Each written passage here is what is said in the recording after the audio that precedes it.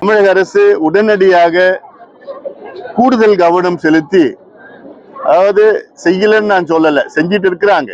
ஆனா வேகம் போதுமானது கிடையாது. அதாவது முதலமைச்சர் அவர்கள் நேற்று வந்து பார்வையிட்டார். ஆனால் முதலமைச்சர் அவர்கள் இங்கேயே 2 நாள் தங்கி அவர் தலைமையில மீட்பு பணிகள், நிவாரண பணிகள் மேற்கொண்டிருக்க வேண்டும். அப்படி செய்திருந்தால் நிச்சயமாக அனைத்து கிராமங்கள், அனைத்து மக்களுக்கும் இந்த உதவிகள் சென்றடைந்திருக்கும். சில அமைச்சர்கள் இங்கே இருக்கின்றார்கள், ஆனால் போதுமான வேகம் இல்லை. காலையில திருநெல்வேலி இந்த மாவட்டத்துக்கு சென்றேன். அங்கேயும் இதே பிரச்சனை தான் மக்கள் சொல்கிறார்கள். ஆனால் இங்கே தூத்துக்குடியில அதை விட இங்கே மோசமாக ஒரு சூழல் இருக்கிறது. இன்னும் பல நகரத்தில், தூத்துக்குடி நகரத்துல இன்னும் பல பகுதியில் மழைநீர் இன்னும் வடியில, பெரிய பெரிய ராட்சச பம்ப் எல்லாம் எடுத்துட்டு வந்து இந்த நீரை வெளியேற்றி இருக்கணும் நேரம்.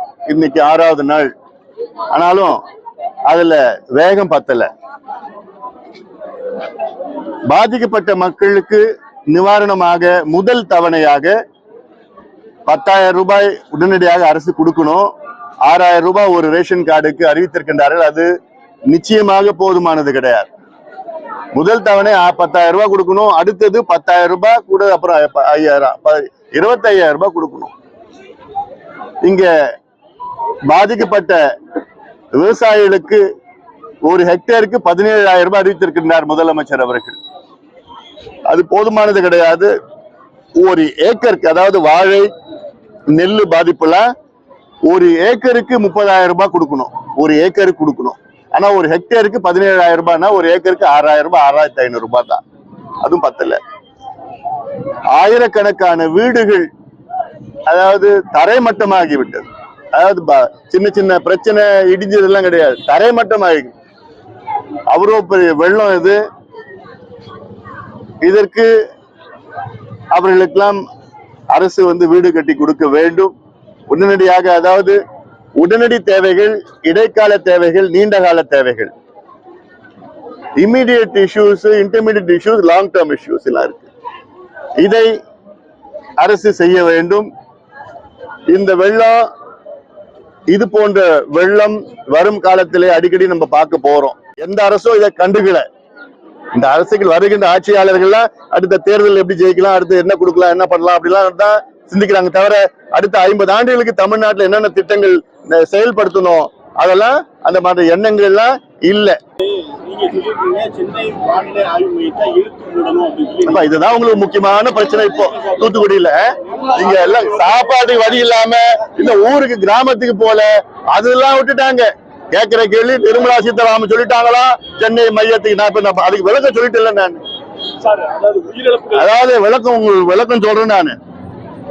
அதாவது மாண்புமிகு திருமதி நிர்மலா சீதாராமன் அவர்கள் நாங்க நவீனப்படுத்திட்டோம்னு சொல்றாங்க. என்னுடைய கேள்வி மட்டும், என்னுடைய ஆதங்கம், ஒரு தமிழனா என்னுடைய ஆதங்கம் என்ன, வெளிநாடுகள்ல இப்படி துல்லியமா 2 நாள் பிறகு 4 மணில இருந்து 5 மணி வரைக்கும் இந்த பகுதியில் மழை பெய்யும்னு சொல்றாங்க. இங்க ஏன் அது வரமாட்டுது? அந்த தொழில்நுட்பம் இங்க ஏன் வரல? சுதந்திரம் அடைஞ்சு 76 ஆண்டுகள் ஆகிறது இல்ல. ஏன் அந்த தொழில்நுட்பம் இங்க கொண்டு வர்றது? நீங்க புதுசா பில்டிங் கட்டினா, நீங்க டாப்லர் கொண்டு வந்துட்டீங்க, அதெல்லாம் ஏன் வேலை செய்யல? ஏன் உங்களால சொல்ல முடியல? அதுதான் என்னுடைய கேள்வி. கேள்வி மட்டும், என்னுடைய ஆதங்கம். ஏன் நான் சொல்றேன்னா, வரும் காலம் இதை விட மோசமா இருக்கும். இதோட பெரும் வெள்ளம் வரும், பெரும் புயல் வரும், பெரும் சூறாவளி வரும், கடுமையான வறட்சியும் வரும் இடையில. அதனால அதற்கு நம்ம தயார் நிலையில இருக்கணும். நம்முடைய வானிலை அப் டு டேட்டா இருக்கணும். வானிலை அப் டு டேட், உலகத்தில் உள்ள தரம், உலக தரம் வானிலை அறிக்கைகள் இங்க இருக்கணும். மொத்தம் பொதுவா இந்த மாவட்டத்துல மழை பெய்யும், இதுல கனமழை பெய்யும், அது லேசான மழை பெய்யும், இங்க காற்று வரும், காற்றோட கலந்ததெல்லாம் அதெல்லாம் வேண்டாம். கரெக்டா சொல்லுங்க. தூத்துக்குடி மாவட்டத்துல நாளை மறுநாள் இவ்வளவு சென்டிமீட்டர் மழை பெய்யும் சொல்லுங்களேன். வெளிநாட்டுல சொல்றாங்க, ஏன் உங்களால சொல்ல முடியல? அந்த ஆதங்கம் தான் எனக்கு தவிர நான் வந்து இதை வந்து அந்த மையத்தை கொச்சப்படுத்தணுமோ அப்பெல்லாம் எனக்கு என்னோட இது கிடையாது அதெல்லாம். அதனால அந்த ஆதங்கம் எனக்கு, ஏன்னா நான் உலகத்துல பல நாடுகள்ல பார்த்த அந்த முன்னேற்றம் இங்க வரணும்னு நான் பாக்குறேன் நான். ஏன்னா இது அறிவிச்சாங்கன்னா உயிர் சேதம் உடைமைகள் எல்லாமே நம்ம காப்பாத்தலாம். வரும் காலம் மிக சோதனையான மோசமான காலங்கள் நம்ம பார்க்க போறோம். லிபியா நாட்டுல ஒரே ராத்திரியில 10,000 பேர் இறந்துட்டாங்க. ஒரு ராத்திரியில அங்க கிளவுட் பர்ஸ் வேற எங்கேயோ நடந்து அங்க தண்ணி அடிச்சுட்டு 10,000 பேர் கடல்ல உள்ள போயிட்டாங்க. அது 10,000 பேருக்கு மேல சொல்றாங்க. அப்ப அந்த சம்பவம் இங்க நடக்கிறதுக்கு நிச்சயமா நடக்கும் வாய்ப்பு இருக்கு.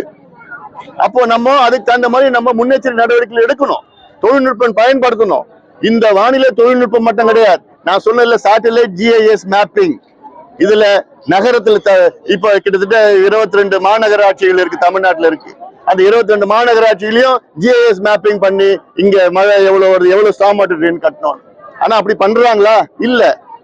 அவங்க மாவட்ட செயலர் அமைச்சருக்கு யார் வேணுமோ, மாவட்ட செயலாளருக்கு யார் வேணுமோ, அங்க கவுன்சிலருக்கு யார் வேணுமோ அவங்களுக்கு கான்ட்ராக்ட் கொடுத்து, ஏண்டா நீ 2 ஸ்டாம் வாட்டர் நீ எடுத்துக்கோ, நீ 4 எடுத்துக்கோ, அதுல எவ்வளவு கொடுக்குற என்னென்ன கமிஷன், இதுதான் நடக்கிறது தவிர அங்க திட்டமிட்டு எவ்வளவு தண்ணி வரும், இவ்வளவு மழை பெய்யும், இவ்வளவு அகலமா ஆழமா அது இணைப்பு இருக்குதா? இப்ப தூத்துக்குடி நகரத்துல வந்து பார்த்தா தெரியுது, லட்சணத்தை தெரியுது. இது ஒரு மாநகராட்சி, இதுக்கு மேயர் என்ன இவ்வளவு காலமா மேயர் பண்ணிட்டு இருந்தாங்க. இவ்வளவு மழை பெஞ்சது, தண்ணி இன்னைக்கு 6வது நாள் இவ்வளவு வடிகலன்னா அப்புறம் என்னன்னா நீ இவ்வளவு நாளமா என்ன எவ்வளவு பணத்தை நிதியை ஒதுக்கீடு செஞ்சு என்ன பண்ணீங்க நீங்க அப்போ?